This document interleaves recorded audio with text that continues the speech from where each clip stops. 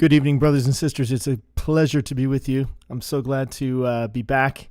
I wasn't planning on doing another video, and God gave me some insights last night that I just couldn't resist. I had to come and share them with you, and just wouldn't be right if I didn't. So I'm back. I'm here, and I'm going to be trying to get through this as quickly as possible because I know the shorter the video is, the more likely people are going to see it. So, but I wanted to just give a shout out to all the support out there, all the subscribers. I really appreciate it, and thank you for those of you who are supporting the channel.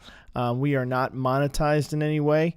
YouTube currently has that disabled for us, so we're not monetized, and we don't have any super chats or anything. So any support you give is really appreciated. So I just want to thank those who have supported us, and if you'd like to help us out, it would really make a difference to us. You can give through Venmo at mikhailministries.com, as it says on the bottom of the screen there. You can also give through PayPal and through, what's the other one? There's another one there. PayPal, and Zelle. Okay. So in any case, guys, it's great to be back with you today. I want to try to get through this as quickly as possible. I had to take a break after those last couple of videos. I mean, they just really took it out of me. There was so much in there. And if you haven't gone back and checked out those videos yet, I strongly encourage you to go back. I'm going to be trying to zip through things today, so I'm not going to spend as much time on the things that I've already gone over, but I really want to encourage you to go back and take a look at those videos that I've done before. Let me just kind of put some of it up on the screen here just so you can see that. Go back to these videos. They're still in play, guys. These videos are still in play. I know it sounds crazy, but when I go over what I'm going to share with you today, everything in these videos, from the fig tree generation to the final Easter egg. You thought Easter passed already? Well, think again. In the palm of his hands, thief in the night. Check out these videos, guys. You gotta see these videos because there is a lot of content in there that I can't go over all right now. I know they're longer videos. And I don't just talk. I mean, I do like to talk, but I mean, there's a lot in there. There's a lot of content in there. So I hope you'll take the time to go back and watch those. Watch them in little bite-sized chunks if you need to. Watch them for 20 minutes at a time. If it's overwhelming to watch an hour or more than an hour, sometimes it's 4 hours, but break it up because it's full of content. There's full of information in there, and I can't do it in less time. I'd like to do it all in 10 minutes. But then you're not really getting all the content that you need to get. So, it's kind of that catch-22. So in any case, today I'm hoping to go through it quicker today for you, as well. And, if you're joining me out there, give me a shout out. I really appreciate that. It always makes me feel encouraged to know people are out there and listening, and I will do my best to acknowledge you at some point here, and welcome you to our time together. Okay, let me dive into this without further ado. I took a break. I went and worked on some music for a while. So if you'd like to help out, another way you can help support the channel is through my music channel. And I don't know if it's coming up on the screen there for you or not. Let me take a look. Oh, yeah. Okay, there it is. But basically, I put out a new single. It's called The Little Things. So if you want to help out, you can it's free. You can just pre-save the song on your Spotify channel. It doesn't even cost you anything, and you can just pre-save that song there. It's called The Little Things. And, a lot of the music I write has a spiritual side to it. I have some music that's more overtly Christian than others, but they all kind of have a spiritual message behind them, so that kind of all people can benefit from the song. It's kind of like the parables, on the surface it just sounds like a story, but when you look a little bit deeper to what's actually being said, you'll see the spiritual connection there. So you can find the link in the description if you'd like to help out with that, and check out that song when you get a chance. I just want to make sure it's showing up on the screen here for you. It doesn't look like it totally is, but in any case, just check out the link in the description, and that'll show you where that's at. And you just click on that, and you can get our you can pre-save it. And all that is, again, it's free. It doesn't cost you anything, but it just kind of helps us out to get onto Spotify playlists and so forth. music-wise, and people get to know our music more that way. So the more people who pre-save it, it helps the algorithms and all that kind of stuff. So I really appreciate that. If you want to help us out, but I just need to take a break. I'm like, I got to go do some music for a while and just kind of take a break from all of this end times harpazo stuff, because it's pretty overwhelming and it can be pretty intense to spend all your time thinking about that. But you can't really help it with everything that's going on in the world. You just want to think about it. So, Jay, what's up, man? Appreciate you breaking the chat box there. And Stacy, all right, be here. Just joined. Glad to be here. Amen. Glad to have you, Stacy. Thanks so much for joining.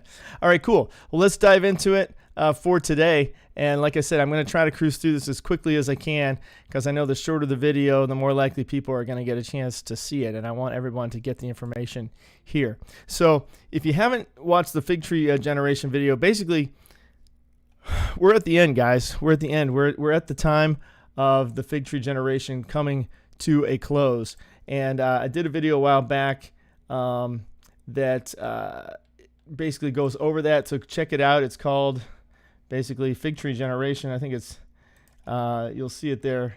There's a picture of the fig tree and everything. Let me see if I can make this a little bit clearer for you on the screen. But basically, in that video, I go over the dates of the fig tree generation and kind of where it looks on the Hebrew calendar, where it looks on the Enoch calendar, and then the Gregorian calendar, and just kind of break it all down there. And we basically have passed all those dates technically in a day sense, if you just count literal days. Now you got to account for leap years, which, you know, over a period of 74 years, you know, there's going to be a few of those in there. You got to count, you know, for some other things like the moon sightings and things like that. But more or less, you know, we basically have concluded all those technical calendar dates. And we're going to be diving into the fig tree generation today. We're also going to be looking at second Passover. A lot of people are talking about that, and we're going to go over that. What exactly does that mean? What is that biblically, and how does that look in this whole picture of everything that we're looking at right now? But certain things have to happen now, guys. I want to explain this to you. Certain things have to happen now, like within the next 2 weeks or less, really less than 2 weeks. Has to happen in less than 2 weeks, or certain things just won't be fulfilled. It's that simple. And you say, well, how is that possible? How could it not be fulfilled? Well, you know, God has his own way of doing things, and we may get new insights like, oh, that's how he's going to do it. It could be something like that. But in terms of the literal age of the fig tree generation of the 80 years, if it doesn't happen in less than 2 weeks, in terms of now, what exactly is going to happen? That's another question. Is it going to be the harpazo that happens at that time? Is it just the beginning of the tribulation that we get taken at some other point? We do know what happens. 1 Thessalonians 4, right? And John 14. We're going to look at some of that today. But the bottom line is we're at crunch time right now. This is crunch time. I mean, if it doesn't happen now, it ain't going to happen. You know what I'm saying? I mean, it ain't going to happen to fulfill that. It may happen, but it's not going to fulfill that fig tree generation that we're looking for. So it's exciting. It's kind of intense. It's sort of like we're kind of all on the edge of our seats here, waiting to see how this is all going to go down. And I've got some exciting things to share with you about that today. So let's dive into that together. Don't want to waste any more time. Well, I don't feel I'm wasting it, but I don't want to. I want to try to be as succinct as I can and keep moving here. So, all right. So Josephus. All right. So I want to first talk about. Let me see here. I got my list to try to keep me on track. Okay, so Josephus was a famous historian, okay, in the time of, he was born 4 years after Christ. So 37, as you see here, 37 to 100 AD. That's Josephus. He's a famous historian, Jewish historian. And so he gave a lot of information about what was going on with the Jews at that time.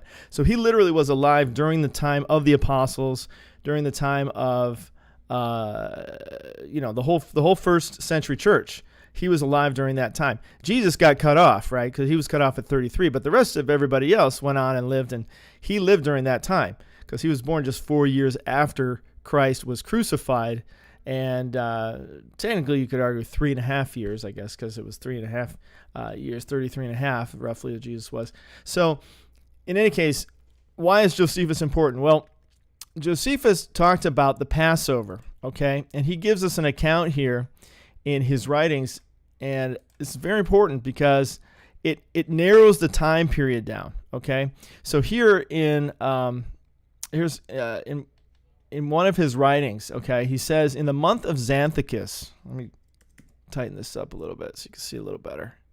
It says, in the month of Xanthicus, which is by us is called Nisan, okay, now that's the month that we've been currently celebrating, but we got to keep it clear that the times have gotten messed up, guys. I mean, Satan, the Bible talks about this, that he wants to confuse the dates and the times, right? And so the times have gotten messed up. The times have gotten confused. And so we don't exactly know what day it is. The only thing we have really to go on is the moon and the sun and the stars, which is what God gave us. As in Genesis, he gave us the sun, the moon, and the stars as signs and to tell us the times and the seasons, right? So that we would understand what day it is. So here in the first century, in Jesus, the time of Jesus, the time of the apostles, okay? This is the time of the apostles, guys. It's not after the apostles. This is during their lifetime. Or at least potentially, I should say, he lived during their lifetime. Technically, not some of the apostles died earlier than others, of course. But the point is, it's during that time period, and he's talking about when Passover takes place. Okay, so this is when Passover was celebrated. It says in the month of Xanthicus, which is by us is called Nisan. So Xanthicus is what they called it, probably the Greeks or Romans, etc. And is the beginning of our year on the 14th day of the lunar month when the sun is in Aries. Okay, this is what we want to look at here. The sun is in Aries. For in this month it was that we were delivered from bondage under the Egyptians. The law ordained that we should every year slay the sacrifice which I before told you we slew when we came out of Egypt, which was called the Passover. And so we do celebrate this Passover in companies, leaving nothing of what we sacrificed till the day following. The Feast of Unleavened Bread falls on the 15th month, etc. Okay, so the month of Aries, or the sun is in Aries. Okay, so this is a very specific thing, the sun being in Aries. Okay. Now, we know that we look for the new moon, but we don't talk much about what the sun's doing at that time. Well, according to Josephus, again, he's a famous Jewish historian. He's not just any old Joe, okay? This is the guy who we rely on for a lot of information from that time period. And he's saying the time they celebrate Passover is when the sun is during the month of Nisan, when the sun is in Aries, okay? So the question being, when is the sun in Aries this year? Okay, so let's take a look here real quick and find out when that is. All right, so the sun this year is in Aries from the 14th of April, okay, until May 15th. Now, isn't that interesting, the timing of that? Okay, so we got the 14th of April, roughly around when Passover was celebrated this year, which is more like, technically like the 20th of April, because it really wasn't until the 3rd that they spotted the moon, so then you count in 14 days from there. That's 17th, so you got the 17th of April, but then 3 days later is when Jesus raised, so that would have been the 20th in terms of Easter Sunday. But anyway, so we've got the 14th of April till May 15th. So this gives us a narrow window, okay, of when this Passover can be celebrated. And some say that the second Passover really is the first Passover, and that's why, if you just joined us, thanks for joining us. Hey, Freya, what's going on? It's good to see you. It's going to be another long one like the last one. I don't know. I'm trying not to make them long. I just went through that. I'm trying to make it as short as I can, but it's just hard to get a lot of information in that quickly. Like I said before, try to watch them in 20-minute chunks. My wife complains too. Why do you make them so long? Why don't you make them like 10 minutes like everybody else? I'm like, well, I'm sorry. I can't fit this much information in 10 minutes. It's just you just won't get the information, and I feel like I'm doing God a disservice if I don't share all the information. So, if I had time, I'd go back through and try to cut them into smaller things, but I just encourage you to do that. You can put it on fast speed, watch it 10 minutes at a time, 20 minutes at a time, whatever you feel like you can handle. But I'm telling you, there's information in there. I'm not just pontificating, there's information. You got to get the information. So I encourage you to do that. But like these other videos I did, the final Easter egg, the palm of hand and so forth, that's still in play. That's what I want to say. It's still in play. It's not like, oh, well, Easter's passed, I guess that doesn't count anymore. No, the information there is very significant. You got to get that information. I'm going to touch briefly on some of it, but I'm not going to spend a lot of time on it. You got to go back and watch those videos because I've already spent too much time on it in there. So Okay, so I'm going to try to keep moving, Freya. Thanks for encouraging me in that. Okay, so anyway, so we've got this short kind of window of a month, okay? And so we're looking for the Passover, but there's also second Passover. Some people feel like the Passover is off a month and that it's actually going to be this month is the Passover because of the barley season and so forth.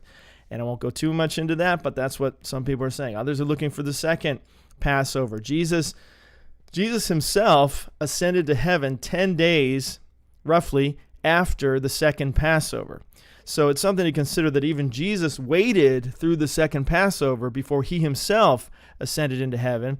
And then when the two angels were there, they said, you're going to see him come back the same way you saw him leave, right? So in the same way, he's going to come back on a cloud and we're going to meet him in the clouds, right? So let's go over here to Numbers real quick. And just I want to touch briefly on this. I talked about the dead, okay? Now remember, a lot of dead are going to be raised during this time period. And I know it seems like a small thing, but the majority of people that are going to be going in the harpazo, guys, are dead people who've been raised to life, not us. Should it be us that we're still alive? We are not the majority, okay? We are a small minority. You got to go back to the beginning of time, or at least the beginning of, some people argue, well, the first resurrection was when Jesus was crucified, and then those people that were raised to life were the ones pre-Christ. It's possible. But in any case, you got to go at least back to Christ. So we're talking thousands of years of Christians that are going to be raised in one day. Who knows if it's one day or if it's a week or how much time God's going to spend on this. But there's a lot of dead going on here. Now, maybe God's not following that anymore. Maybe that plays no role. But it is intriguing and interesting to consider because what we're going to talk about today is a man on a long journey. Okay. Now, this is a phrase you're probably hearing a lot of people are saying. What about the man on a long journey? Man on a long journey. Okay.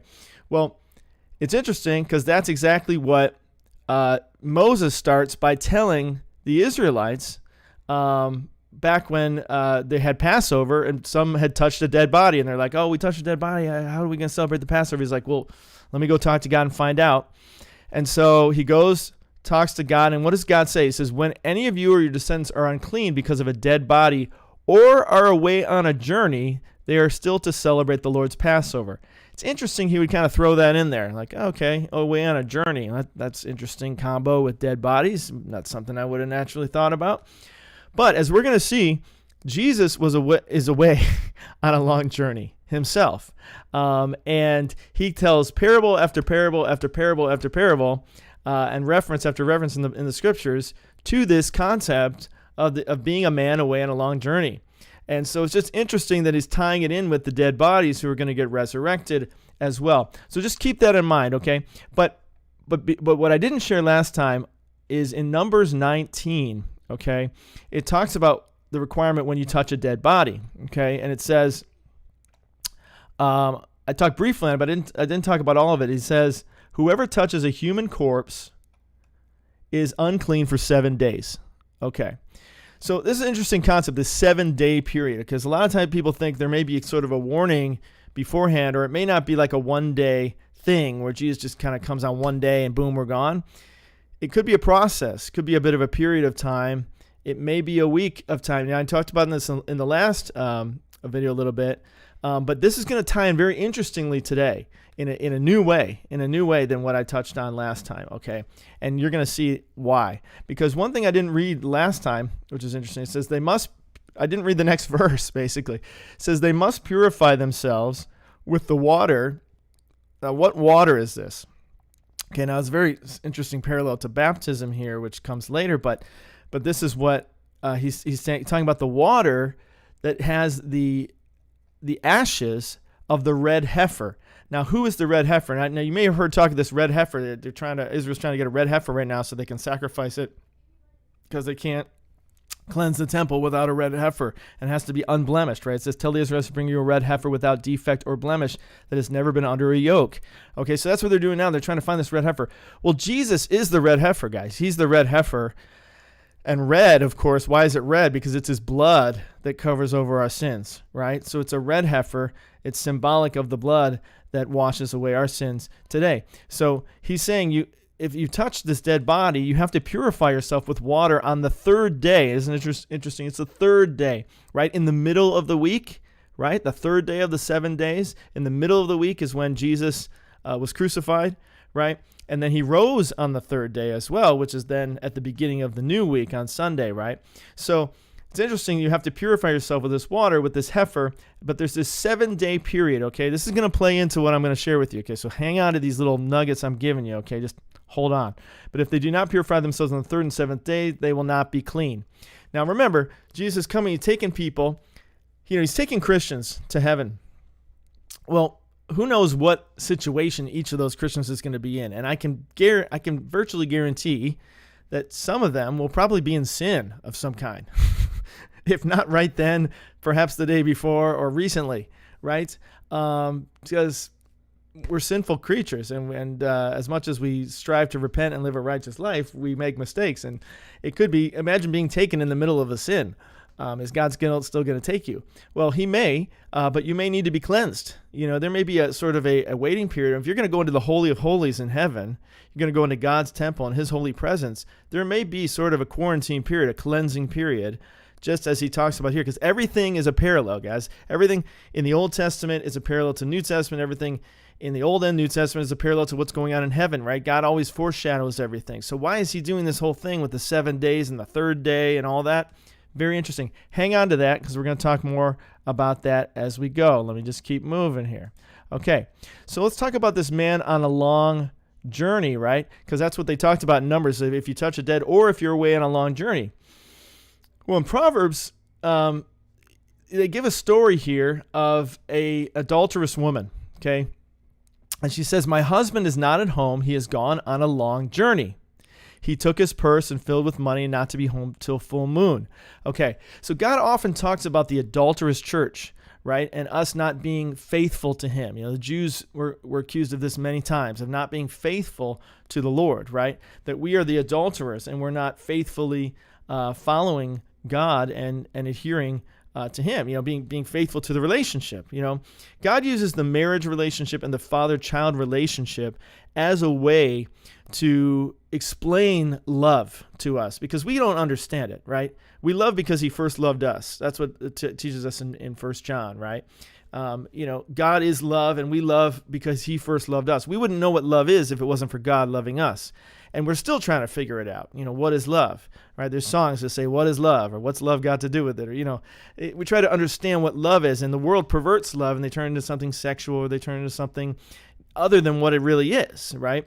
And so that's the key. That's what we're trying to figure out is what is this love God wants us to have? And so he uses a relationship of a marriage, right? And the adulterous woman who's saying, oh, I'm going to cheat on my husband while he's away on a long journey. I'm going to take advantage of that time he's gone, and he won't be back till full moon, okay? And then I'm going to take advantage of that, and I'm going to be, I'm going to be unfaithful to my husband, right? So that's the relationship that God is looking to us, as we're going to see. Let's keep going here on this long journey. All right, let's keep moving. All right, so in Matthew 24, and like I say, Jesus uses these kind of connections often. In all four Gospels, there's basically a reference to this idea of the long journey, right? And so that's why I'm sharing all this, because it's very significant, because it ties into Christ's return. Okay, so in Matthew 24, it says, "Who then is the faithful and wise servant whom the master has put in charge of the servants in the household to give them their food at the proper time? It will be good for that servant whose master finds him doing so when he returns." So this master is always going off, right? He's always leaving. He's never there.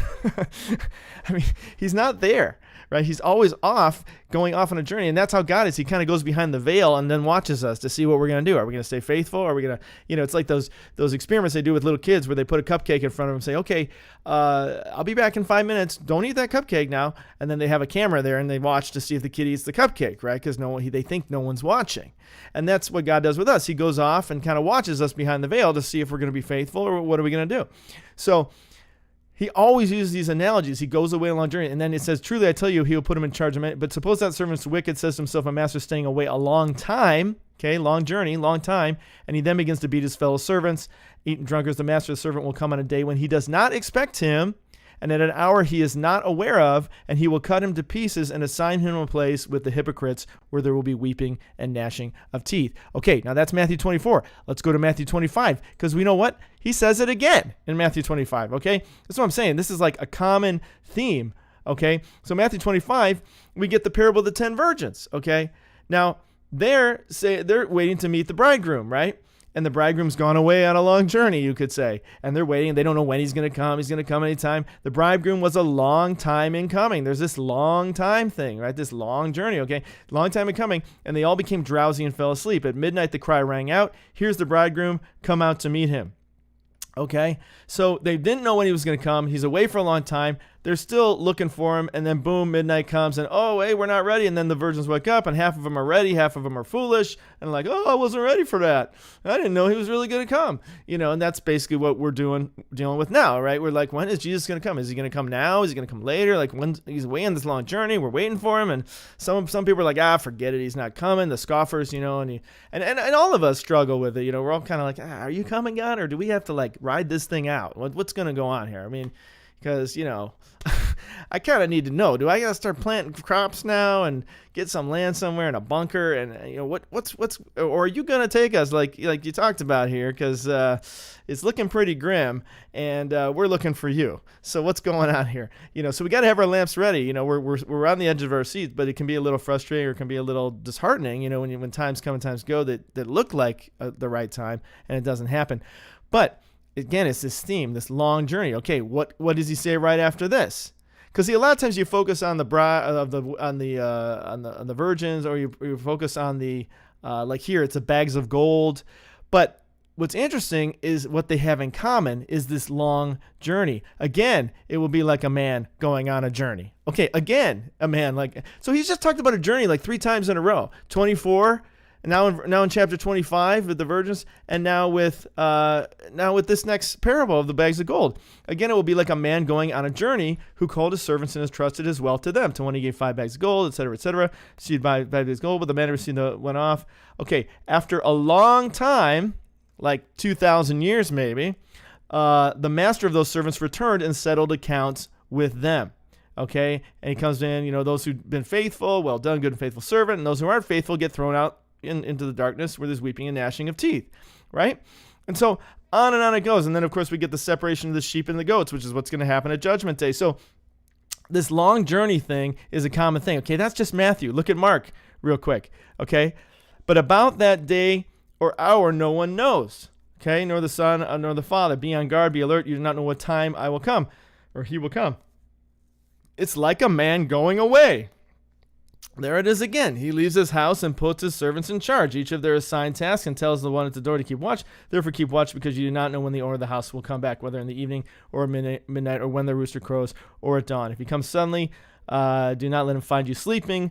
What I say to you, I say to everyone, watch. So sleeping, right? We've been talking about that. Go woke, go broke, right? That's the new phrase. The Satan, he uses all the things we want. So he talks about being woke, right?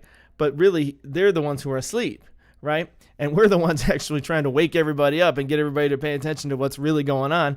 They're the ones who say, this is damaging our democracy, while they're destroying democracy, right? So it's the double speak of 1984 Orwell, of talking out of one side of mouth and doing another sort of thing. But I digress. Okay, but the point is this long journey, right? The long journey. That's what we're waiting for. He's always talking and referencing this long journey in every single gospel. Look here in Luke chapter 19. Okay, again, the parable of the 10 meetings. He says, a man of noble birth went to a distant country to have himself appointed king and then to return. Whoa, isn't that interesting? So that's Christ, obviously. So which country are we talking about? Is he coming here to be appointed king and then returning to heaven, or going to heaven to be appointed king and return here? It's kind of an interesting thing to parallel, because either way, he's going to get crowned. But he's going to get crowned, right, king, and then he returns as king, ultimately at the end.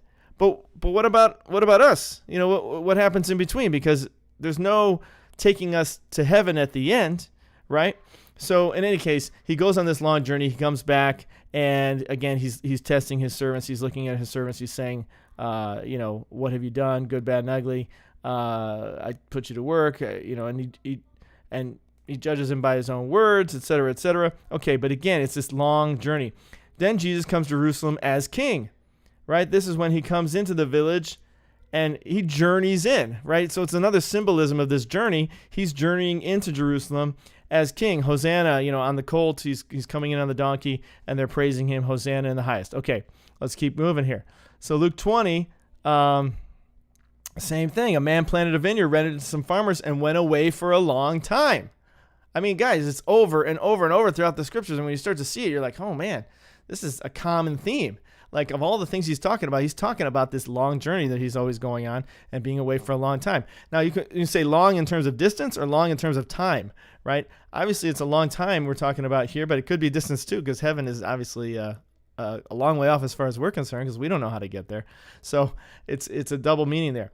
But at harvest time, he sent his servant to the tenants so they would send some of the fruit of the vineyard, but the tenants beat him and sent him away empty-handed. He sent another servant, but that one also they beat and treated shamefully. He sent still a third, wounded him, threw him out. Then the owner of the vineyard said, what shall I do? I will send my son whom I love. Perhaps they will respect him. Of course, that's Jesus. So all these other people God sent were prophets that were stoned and killed and so on and so forth. And God finally sent Christ to us, and then they killed him too. And they said, let's kill him and the inheritance will be ours. And that's what Satan says. Let's kill Jesus, and then we can have the earth to ourselves, and this, we'll have the kingdom. And that's why Jesus is going to come back to reign for 1,000 years to establish his kingdom and say, no, Satan, you're not the king. You're going in the dungeon. I'm going to reign, and I'm going to rule. And he comes back from that long journey. Even John, which is not so parable-oriented, John is not a very parable-oriented book. It's more about kind of the heart of Christ and what it means to be a disciple and so forth, and kind of our relationship with him. But John 14 says, do not let your hearts be troubled. You believe in God, believe also in me. My Father's house has many rooms. If that were not so, I would have told you. And I'm going there to prepare a place for you. And if I go and prepare a place for you, I will come back and take you to be with me, so that you also may be where I am. So even John talks about this journey that he's going to take, and then finally come back and bring us to be where he is. Okay. Whew. Got all that? Sounds good? Okay, we're at 30 minutes. All right. Man, time flies when you're having fun. Okay, I'm trying to keep it moving here. So, Acts chapter 1. Okay. So, we know that Jesus was here after he was resurrected for a period of 40 days, at least, right? Some argue, well, the 40 days, where exactly that started or where that ended. Some feel it ended at Pentecost or the day before. Others, 10 days before, because Pentecost was 50 and he said 40. But it says here, after suffering, he presented himself to give many convincing proofs he was alive. He appeared to them over a period of 40 days and spoke about the kingdom of God. So that's, Jesus stayed on the earth.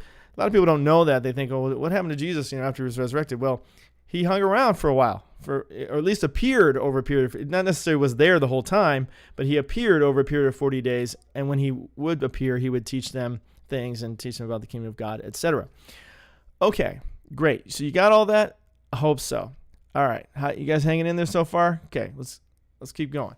All right, so let's take a look at brass tacks. Let's get down to brass tacks. Let's look at the actual calendar here and try to put all this together. Okay, so here we are, right? Today is May 3rd, right? This is Tuesday, May 3rd, right? We're here, and we're looking for Christ to return, right? Well, what is upon us? What's the next thing that's coming up here?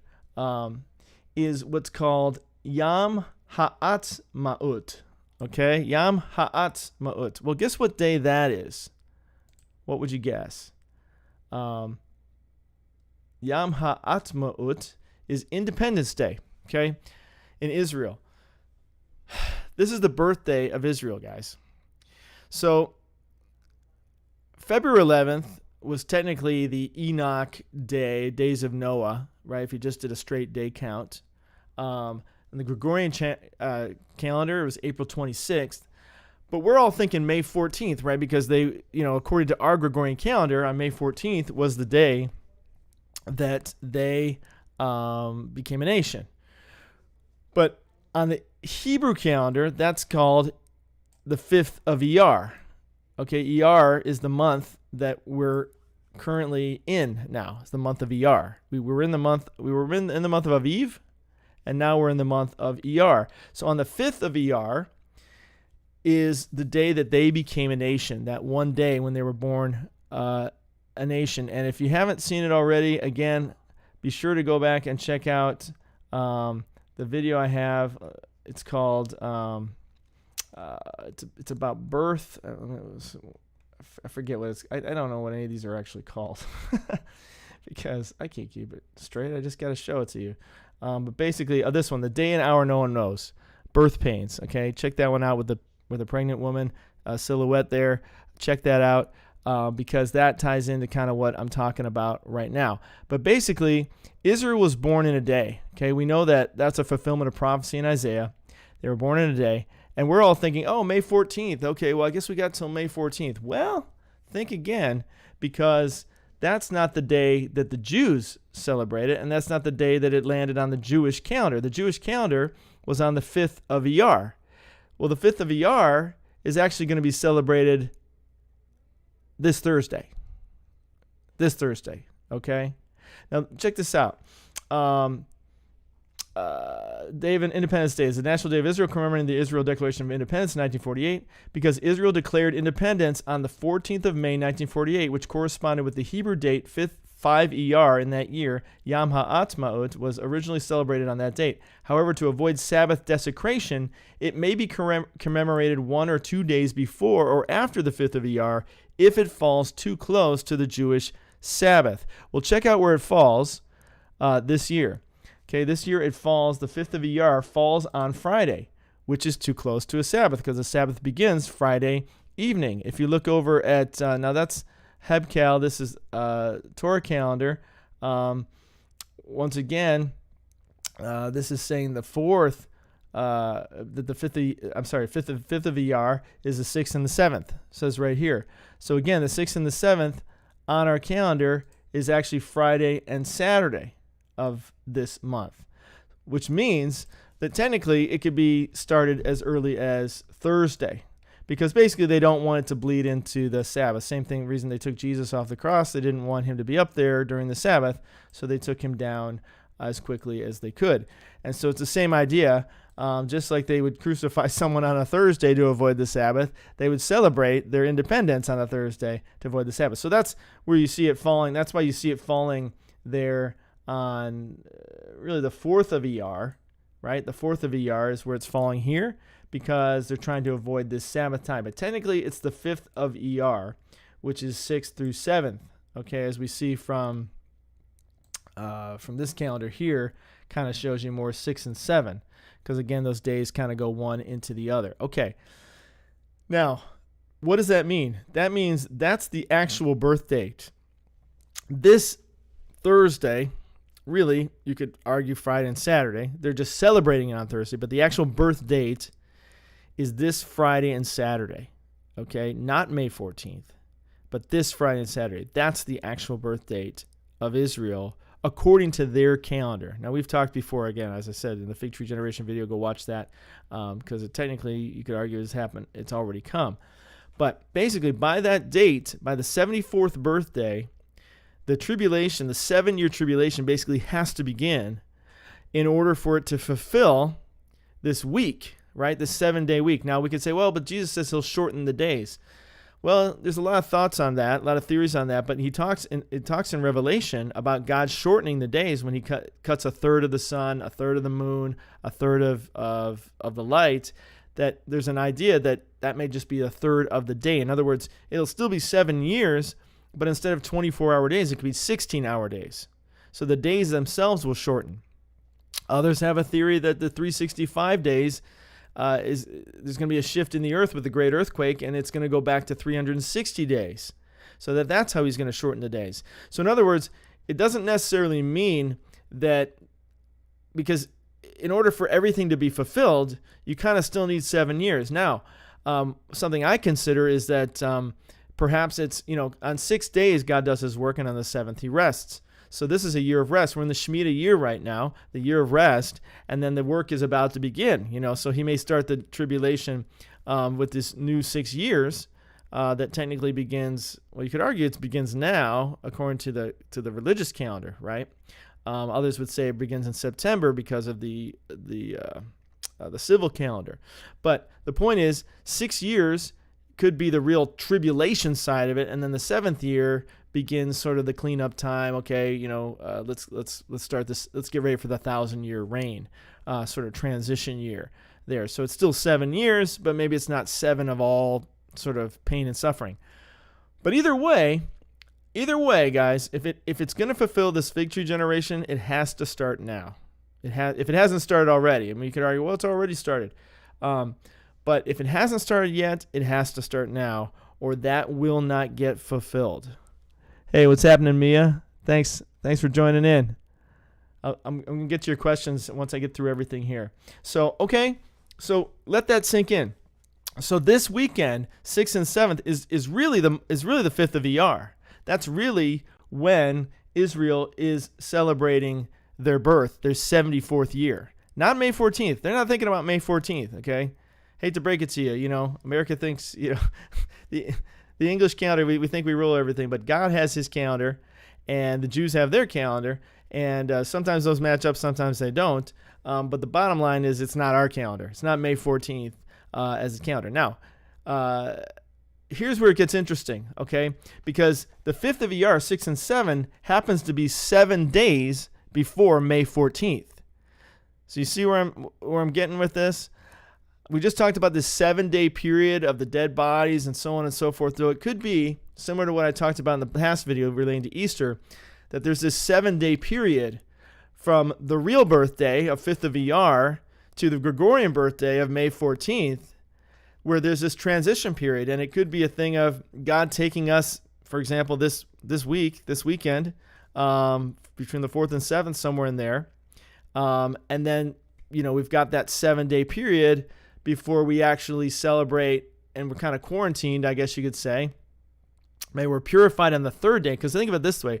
We're purified on the 3rd day because Jesus says, I will not eat this Passover again until I eat it with you in my Father's kingdom. So he takes us, kind of purifies everybody needs to get purified, kind of gets us all assimilated. The 3rd day, there's sort of maybe a purification ceremony that goes on, because from that 3rd day of the 10th, then you go to the 17th, and that basically puts you at Passover, second Passover. See what I'm saying? If you don't see what I'm saying, go back and watch the other videos, because I can't get into it that deep right now. Go back and watch the other videos. But basically, the Passover happened, right? And if this is the second Passover that we're following, where you go away on a long journey in the dead bodies, that it could be that, as we talked about there in Numbers, that they were purified on the 3rd day by the red heifer in the water, that's sort of a purification process that has to happen so that we can share that Passover in good conscience and in good state with Christ in heaven. Because again, guys, the Old Testament's not like this thing you're throwing out. It's a foreshadowing of what's to come. So we have to kind of tie it in and kind of figure out, well, how does this relate to what's going to happen in this whole process of us going to meet the Lord? It's not like we just kind of show up and say, hey, Jesus, what's up? I mean, there could be a process to this. That's what I'm saying. There could be a process to this, and I'm going to show some other things here that I think may help support that as well. Okay, let's keep moving here. Keep it going. Okay, now what else is happening this month that kind of ties in with these dates? Well, interestingly enough, on the 6th and 7th, there's a meteor shower. Now, he talks about the figs falling from heaven, stars falling like figs from a fig tree. We've got this Eta Aquarids meteor shower happening on the 6th and the 7th, right? Now, we did have a partial solar eclipse also on the 30th, just something, because remember, he says this will happen before the sun will go dark, the moon will go dark, the stars. Well, technically that already happened in November and December. Okay, just remember that, because we kind of forget that. You're like, oh, well, that was last year. It's like, well, but it was before, right? And it wasn't that many months ago. So in November, and there was a 14-day period in between the November and the December lunar blood moon and the solar eclipse, which is 14 days is the amount of days you wait for the Passover sacrifice. So that's something to consider as well. But he's kind of reiterating it here, because now we've got another solar eclipse. We've got this meteor shower, stars falling from heaven, you could argue.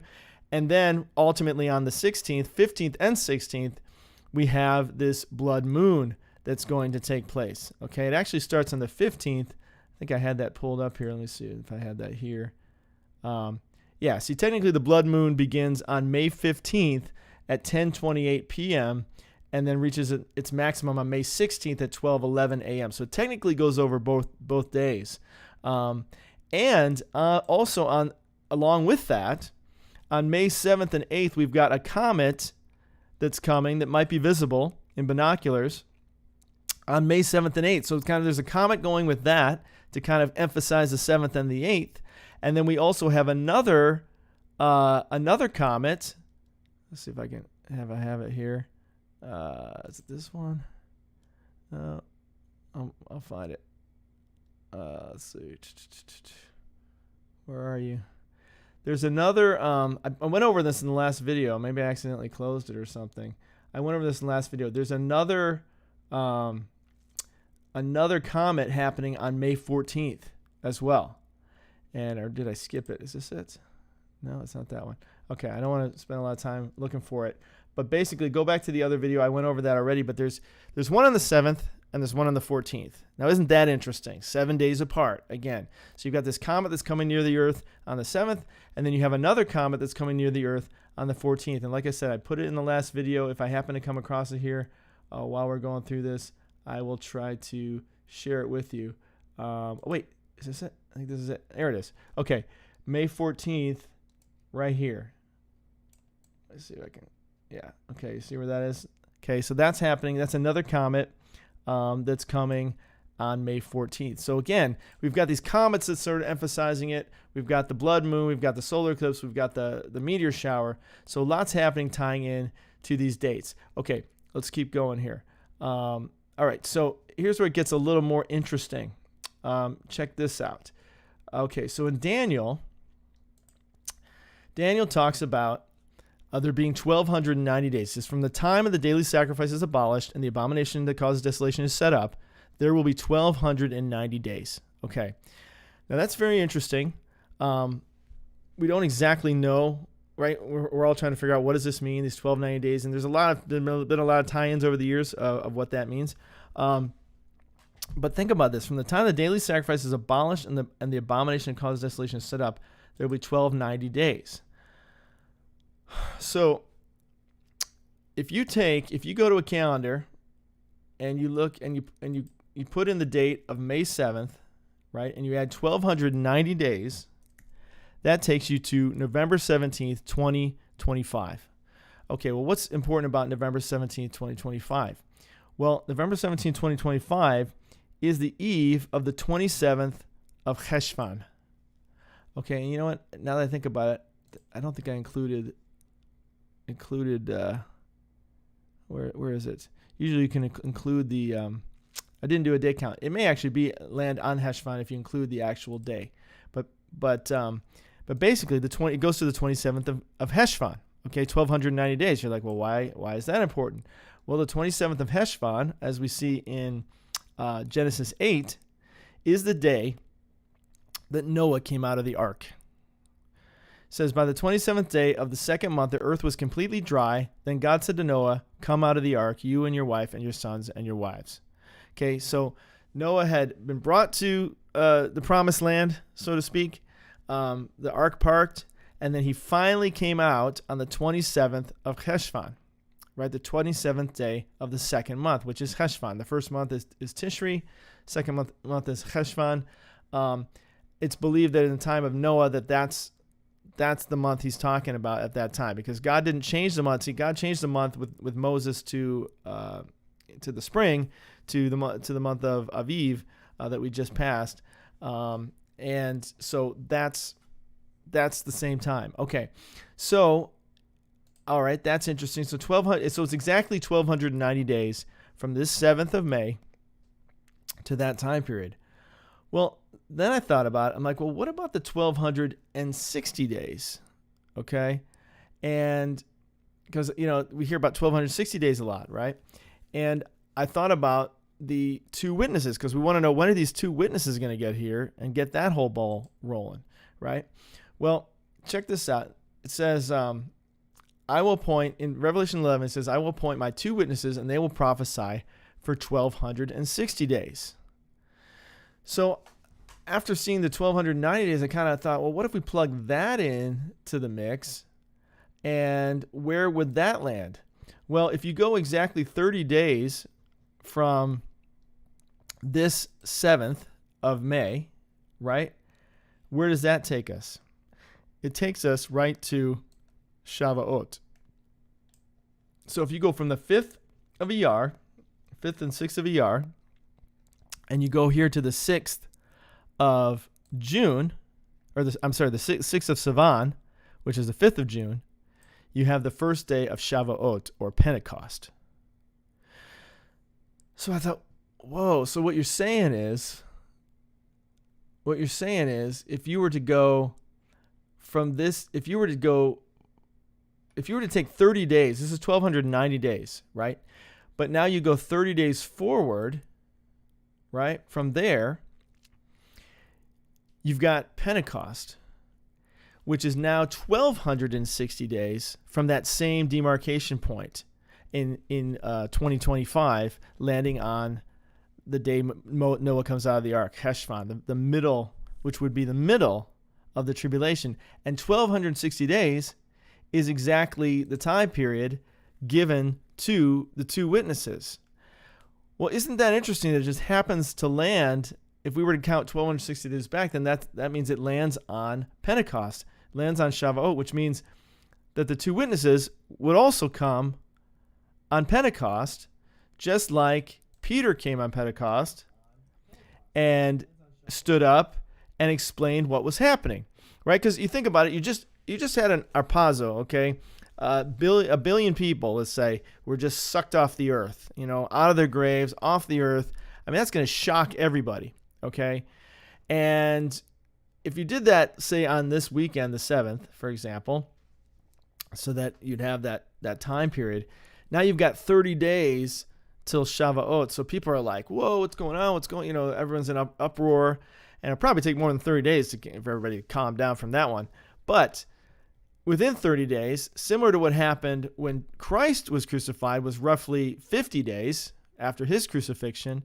You've got Pentecost. Everyone's there again celebrating. Everyone's there. And now Peter can kind of come and say, fellow Jews who live in Jerusalem, let me explain this to you. Listen carefully to what I say. So Peter comes to explain everything to them on Pentecost. And wouldn't it be so apropos if the two witnesses do the exact same thing, that they show up on Pentecost to explain what just took place to everyone who is now freaking out because a billion people just got sucked off the planet and they're thinking it's aliens or whatever because they don't want to admit that it's Christ, right? So they're going ballistic and freaking out. Some are turning to Christ, I would imagine. Some are saying, why didn't I get taken? What am I doing here? But bottom line is, they're like, what just happened? What just happened? And so wouldn't it make total sense for the two witnesses to show up? I mean, what are they witnesses of? Right? Obviously the witnesses of the Lord, but maybe they're also there to help, like Peter, explain what just happened. Jesus got crucified, he was resurrected, but most people didn't understand that. They're like, what's that? Even his own disciples on the road to Emmaus are like, oh, we thought he was the one. And Jesus is like, didn't he have to go through that? I mean, that he was fulfilling the scriptures. Even Jesus was trying to explain to his own disciples why he just got crucified and what's that all about, right? So Peter stood up and explained all this, and of course he teaches them all about that this was prophesied by Joel. And he talks about, as Joel said, I'm going to pour out my spirit in the last days. I'll show you wonders in the heavens, right? The sun will be turned to darkness, the moon to blood before the coming great glorious day of the Lord. So the same thing, right, that we see prophesied by Jesus as well in Matthew 24 and Mark and Luke, talking about signs in the heavens, and then Revelation 6 and other places we see those signs coming to pass, right? So they're there to kind of explain that, just like Peter was there to explain it, and he explains it to them, and then they're like, oh man, I can't believe we killed the Messiah. What should we do? And then he tells them, repent, be baptized, every one of you, in the name of Jesus Christ for the forgiveness of your sins. You'll receive the gift of the Holy Spirit. The promise is for you, your children, for all who are far off, for all whom the Lord our God will call. With many other words he warned them. He pleaded with them, save yourselves from this corrupt generation.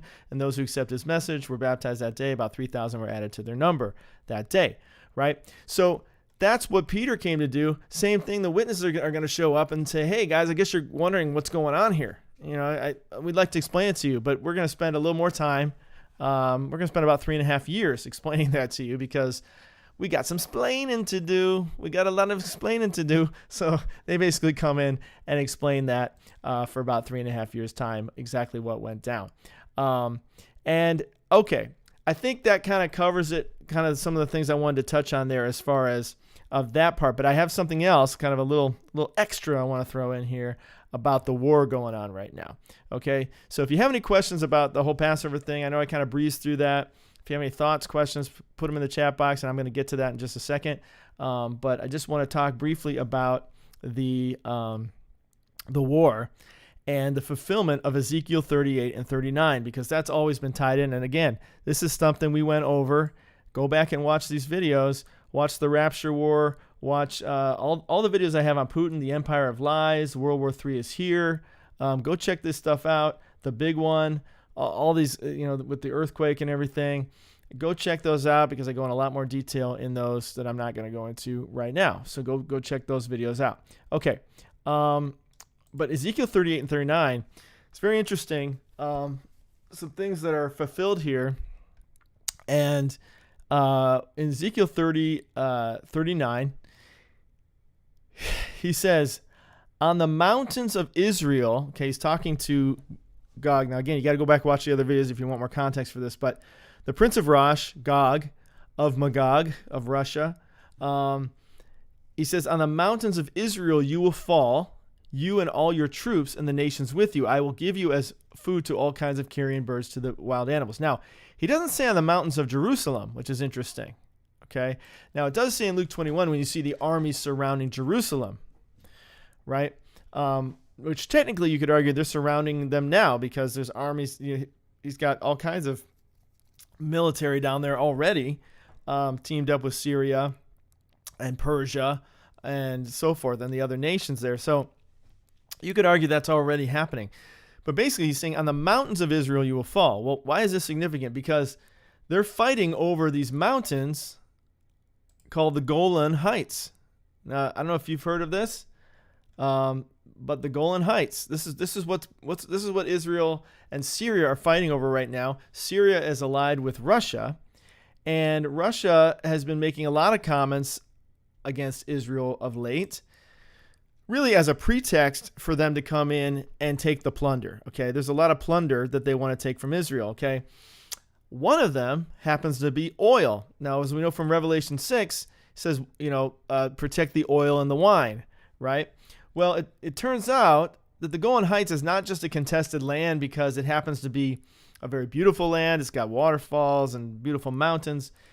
It's also a strategic land. It's where they set up, where they can basically look off of the mountains there. They can see all of Jerusalem. I mean, not Jerusalem, but all of Israel. You can see for miles and miles. You can see from miles. You can see all of the land of Israel, right? So it's a strategic place militarily, so that you can sort of oversee the land, guard the land. It's a high place that, it's the high ground, basically. And so they're fighting over this high ground that they're trying to hang on to there. But that's not all. What's interesting is they've recently found about 1 billion barrels worth of oil inside the mountains of the Golan Heights. The Golan Heights are predicted to be somewhere around 1 billion oil barrels. And I heard someone else say that that's even more than Saudi Arabia. And I haven't looked into that part of it. You can check that out for yourself. But that's huge. That's huge. Here it says, let's see, Russia's making statements against Israel. I thought I had another thing on the oil side of it. Oh yeah, here it is. It says huge oil discovery in the Golan Heights. It says what could make the Golan Heights even more valuable to Israel is how about the discovery of a huge oil deposit. It says as a nation, Israel consumes 270 barrels a day, and up to 3/4 if it imported from the semi-Kurdish. It says, okay, here. It says we're talking about a stratum which is 350 meters thick. And what is important is the thickness and the porosity. On average in the world, strata are 20 to 30 meters thick. So this is 10 times as large as that. So it's 10 times larger than like the biggest oil reserve, the most common oil reserve out there. So that's how huge this quantity is. So we're talking about significant quantities. The important thing is to know is the oil is in the rock, and that's what we know of, etc. So, Putin has been attacking Israel of late, saying, "Oh, you got to give us this church, this Christian church." They're finding anything to fight Israel over. And the Golan Heights were actually part of Israel. If you look here, let me show you this map here. So if you see this map, it was originally given to the tribe of Manasseh, but down here towards the bottom you see Golan, right? The name Golan here, and so this is the area that used to be occupied completely by Israel, and they've proven that. They found all kind of Israel archaeology there and so forth. So they know this is Israel's land, but they're fighting over it and trying to take it from Israel because, it's a high ground. It's a great strategic area to have, but now it's even more valuable because it's got more oil than virtually any other place in the world. So it's pretty amazing what they found here. So Russia's going after Israel, and now the latest thing is they're calling them supporting of neo-Nazis in Kiev, etc. But basically, they're just trying to build up a case against them, a pretext. This is all a pretext for Russia to go in and take Israel. And, the same way that, the U.S. is fighting a proxy war through Ukraine, which by their own admission, they've said that, Putin as well is fighting their proxy war through Syria, you could argue, and through Iran against Israel, while acting like we're your friends, Israel, we're your friend. But the reality is Israel's been backed by the U.S., and the U.S. and Russia are now at war with each other. So now you've got Israel kind of this little thorn in the side in the middle of this Middle East that Putin wants to retake and basically make a new Iron Curtain and make the New East with China and Iran and everybody else in there, in Syria. So it's not a big stretch to see that he's going to want to take that thorn out of his side. He's going to want to get rid of Israel. And when you add to the fact that Israel is competing with him in oil delivery to Europe and elsewhere, and natural gas, and the fact that now they have this Golan Heights, which they're fighting over with Syria, that has all this oil in it, it just gives Putin more reason to move in there. So the big question is this Ezekiel 38 and 39 going to happen? Is it going to coincide? I've talked in other videos how it may coincide with Christ's return or with the harpazo, because you've got this great earthquake that happens. They tremble at his presence, which happens in Revelation 6 as well. It's what we see in Luke 21, the army surrounding Jerusalem. So it may coincide. Of course, that's a lot to happen in a couple days, or it may not happen quite like that. It might be a process. There might be something that happens in a couple days, and then we've got a week from then, and then then we still got after Passover time. Now remember, that's just May 14th. Then we've got this blood moon on May 15th and 16th, and that's sort of like bringing the curtain down in a sense. It's like, okay, you had your chance I gave it till May 14th, and now it's done. The blood moon shines over. I think it's really more over America, that blood moon. I'm not sure. I have to look into that a little bit more. I get them confused, but basically the blood moon comes on May 15th, and that sort of signals the finality. But then you've still got another 20 days, roughly, till is it 20 days till well, it's 50 days of Pentecost. What am I thinking? 20 days. I don't know. I lost my train of thought there. Sorry. Anyway, but basically, you've got the period. It'll come back to me. But you've got the period of time. You got the seventh, right? So to break it down for you, let me just go back to the calendar so I can get myself focused mentally here. Okay. So to break it down, we've got in May this weekend. We've got this Independence Day. Right, the 74th birthday of Israel. Not the 14th, guys. It's this weekend, actually. So according to their calendar, according to the Hebrew calendar. And so you guys say, well, what calendar is God following? Well, maybe it's both. Because then you've got 7 days until the May 14th time period. And then you've got that blood moon that happens. Now, there's comets here. There's meteor showers and so forth. A lot of signs in the heavens going along with that. But then you've got the 30 days. I think that's what I was trying to say, before the Pentecost time happens. As well. So there could be a lot of things that transition here. This could be a transitioning time, these next 30 days, from this weekend to a week to 30 days. Now, again, it would kind of make sense to me if God were going to take us if he's going to take us before the fig tree generation the clock starts ticking on the 7 years of the fig tree generation, then it would have to be by this weekend, right? If he's going to do it that way. One way or the other, those 7 years start ticking of the fig tree generation. And so he could do that. It could be in another 7 days more. But once you get past that 14th, it's kind of like you really can't justify it anymore. The whole fig tree idea of the 80 years, it doesn't hold up.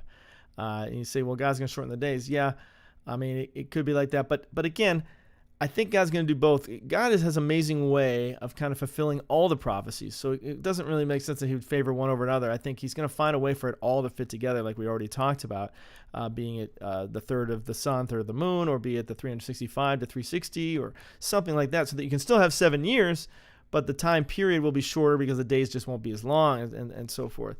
But to not have it be a 7-year period just doesn't sound like God to me. God always finds a way to kind of make that perfect and make that work. And so for it not to really be a full 7 years just doesn't seem to add up. But it kind of is interesting that we start kind of in the middle of a Shemitah year, of a Sabbath year, and maybe we kind of end in the middle of a Sabbath year as well. You know what I mean? Jesus comes back on that final Rosh Hashanah, and then there's Judgment Day, and then we got Tabernacles, and then it's kind of cleanup time. Okay, let's get Jerusalem ready to reign for 1,000 years, and that's sort of the Shemitah, the transition time period again. So, I'd love to get your thoughts on that. I'd love to hear what you think. I hope that was interesting to you, and just want to briefly go over some of your thoughts and comments here on that. But it's very exciting. I mean, this is it, guys. We've come to it. There's no other time. You won't get this time back, right? If nothing happens here in the next month, which I'm sure something will because things are always happening, but if it doesn't happen now, you won't get this time back of being able to fulfill that 80-year time.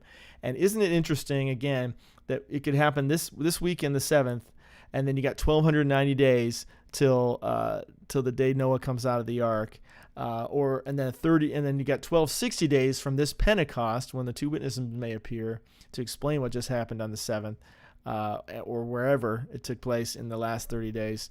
And then there's 1,260 days before that time. So very, very intriguing indeed. And so wanted to get that information to you. Let me just take a brief look and see if there's any other thoughts here or comments. Wait, I just got here. We might lead the 4th through 7th. I sure hope so. Why is that? Okay, well, hopefully I answered that question, because the 4th and 7th is the birthday of Israel, and if it doesn't happen technically by their birthday, the 5th of ER, I mean, that's what they're looking at. So if we don't go by the 5th of ER, then that fig tree generation technically it's gone. I mean, it kind of technically went already. I argued back in the February 11th video, but we can go by the 5th of ER because that's the Jewish calendar. But if that's the case, that's this weekend. So that's why we're looking at those dates. I had a pregnancy dream this morning. Okay, interesting. Mia, thanks for sharing your thoughts on that. Yeah, I mean, I did a whole thing on the birth. No one knows the day or the hour. And it's also a day and hour that no one really knows. That's another thing I wanted to bring up about this weekend.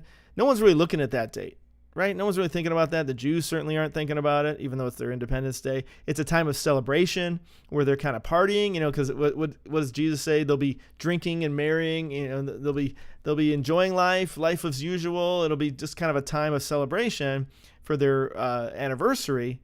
And they're not looking for Jesus to come back necessarily, but it's a time of that happening, a time of peace and safety, right? Remember saying peace and safety? Yay, we've made it 74 years. All right. Because Naphtali Bennett was talking about Israel's never made it past 80 years, what was it, 70 years and then 73 years or something. So it'll be kind of that kind of moment, like, oh, wow, we made it. And then boom. Oh, think again. Have you made it? So I just think it would be so apropos for it all to tie in like that. Freya, so do the upcoming blood moons on the 14, 16 play into this? Yeah, I mean, it all plays into it. The blood moons, the eclipses, the meteor showers. Again, we had that in November and December, so he doesn't necessarily have to do it again, but it kind of makes sense that he would do another one kind of right at the same time to tie it in, to kind of hit it home, to be a sign, another signal. Hey, what's up, Jay Flyaway? What's going on, man? Freya, did you hear about Putin being sick with cancer? Yeah, I have heard about that. I haven't looked much into that. It could just be fake news. Who knows? But it's an interesting thing to explore as well. Guys, I'm going to try to cut it off here because I've just noticed that my videos, if they go too long, people don't, people get scared. Like, oh no, I can't watch it that long. So anyway, I encourage you, go back, watch the videos, spend time. Please leave more comments on the video. If you have more thoughts and comments, because I'm cutting it off short here, please leave thoughts and comments on the video itself, and I will do my best to respond to that. I just want to cut it off so that people will be more encouraged to watch it. So thanks, guys. I love you all, and I hope to see you in heaven real soon. All the blessed. Talk to you soon. God bless. May the Lord bless you and keep you. Make his face shine upon you and give you peace. In Jesus' name, amen.